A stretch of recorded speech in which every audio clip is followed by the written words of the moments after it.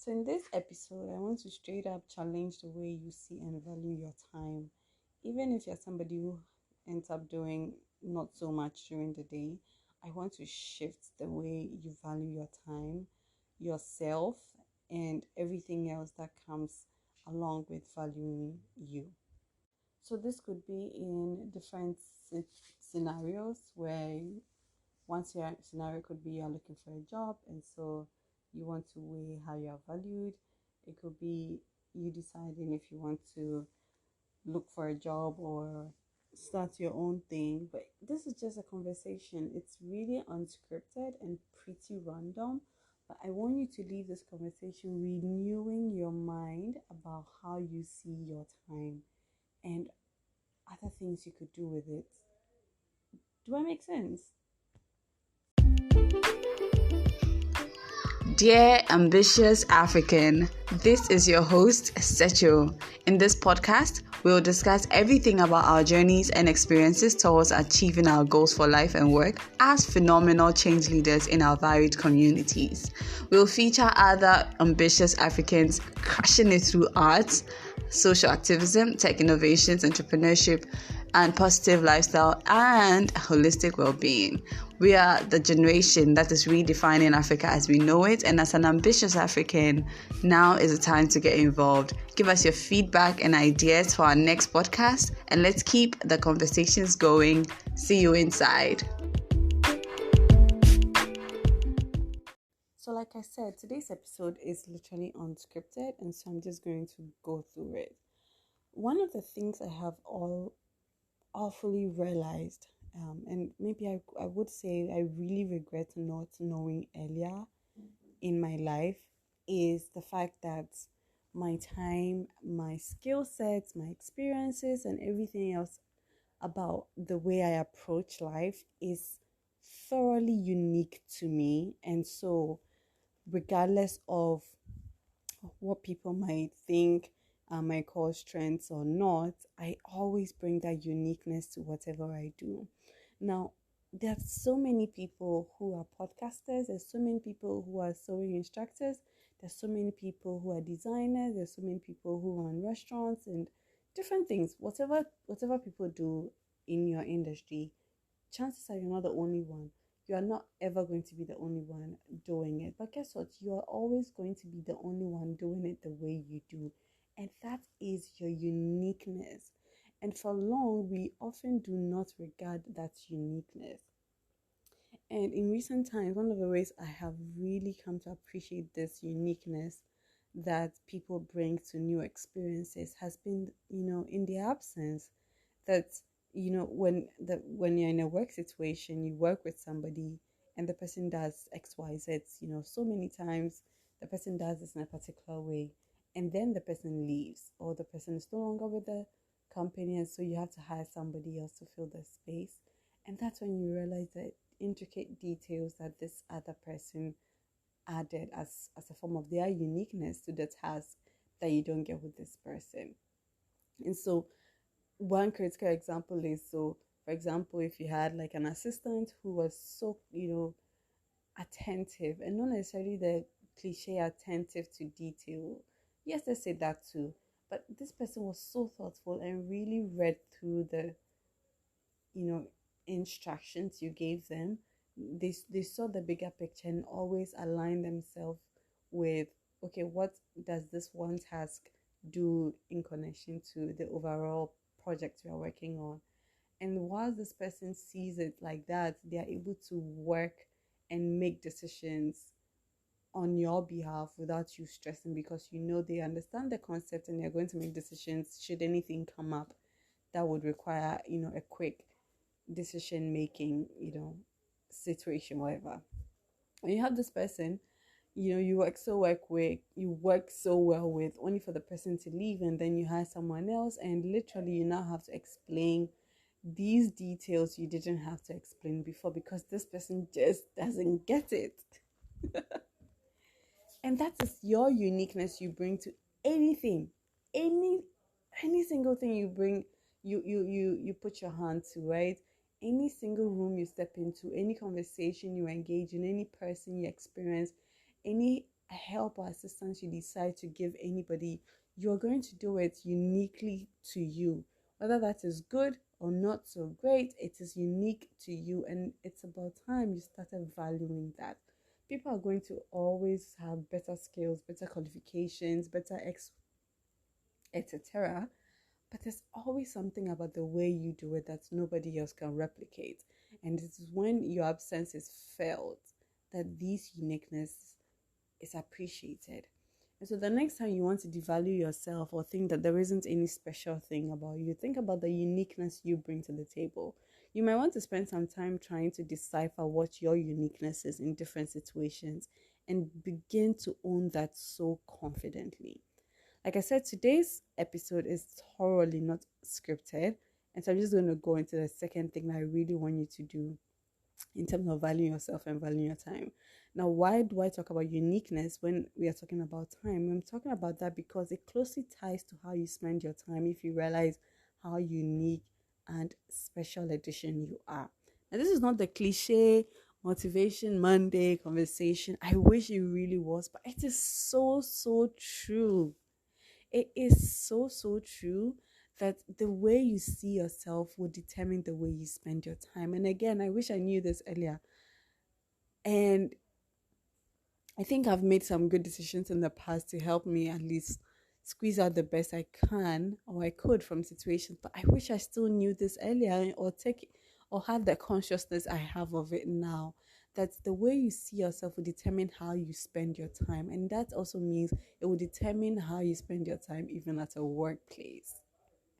So many people, when they are having different conversations with employers or even how they spend their time, even the flexibility they ask for at work, most of the conversations are so skewed towards what the employer would want, trying to please the employer, trying to make the employer more comfortable, trying to make the entire process easy on the employer side because you sort of kind of need this job, or you sort of kind of, even if you do not necessarily need the job, you sort of kind of have, sapped yourself into this mentality, whether conscious or not, about making the employer feel better about hiring you.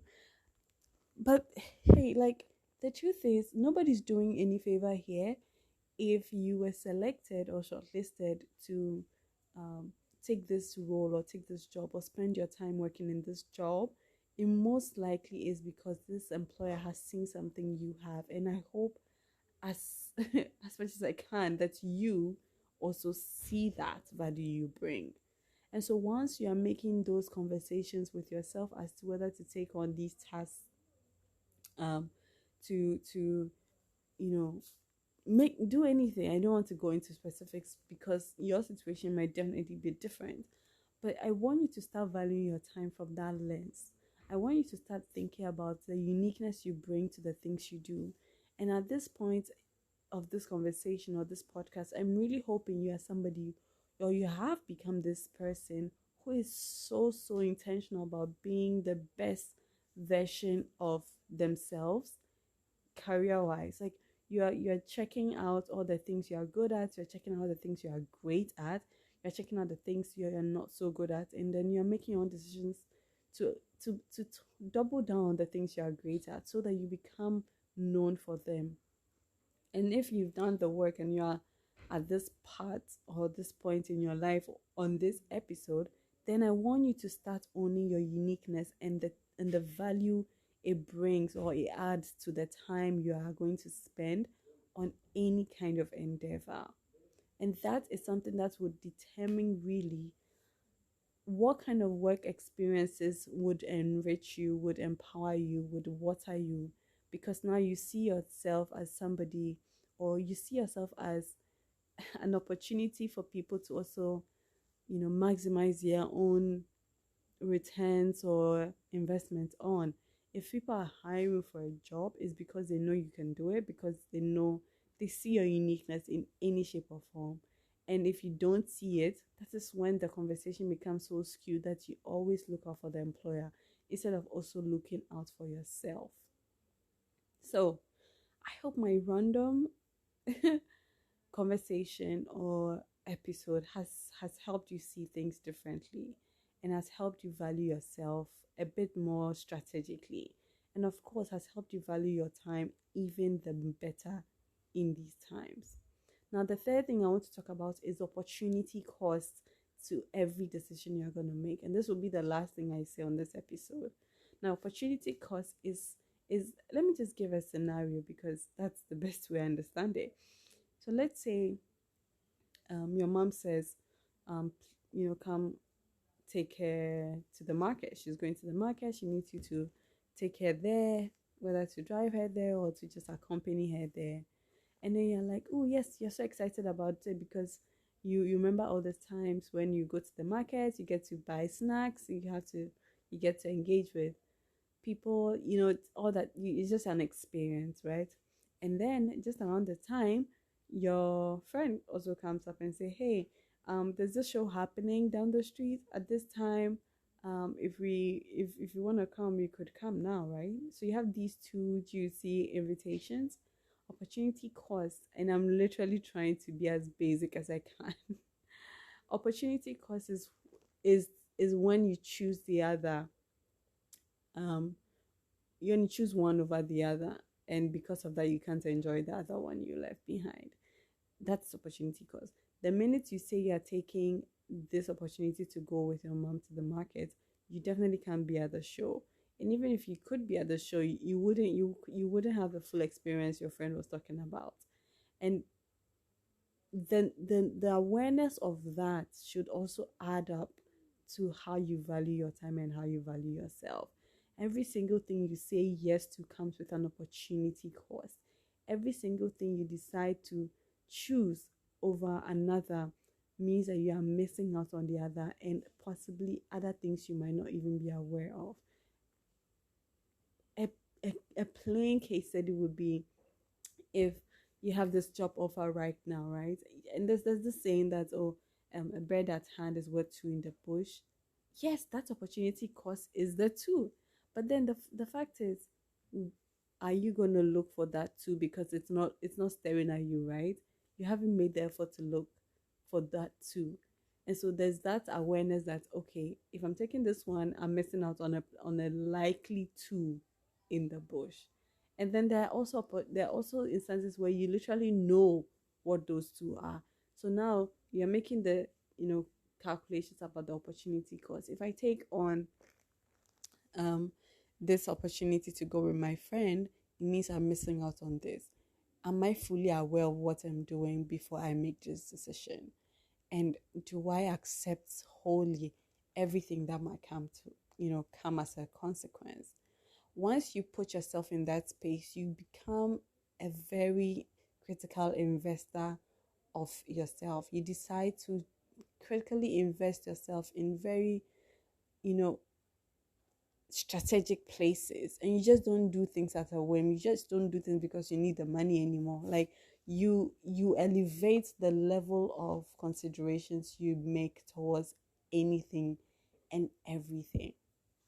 Now, I'm not going to speak so much because I really need you to think about it. What are those opportunity costs you are letting go right now because you are deciding to take one option? Have you fully explored what the opportunity cost could materialize if you also gave it a chance? But of course, all this wouldn't have been a good conversation to have if you didn't know the uniqueness you bring to things. If you didn't know that the special things you bring to different scenarios, and you didn't use that to drive how you spend your time or how you invest your time.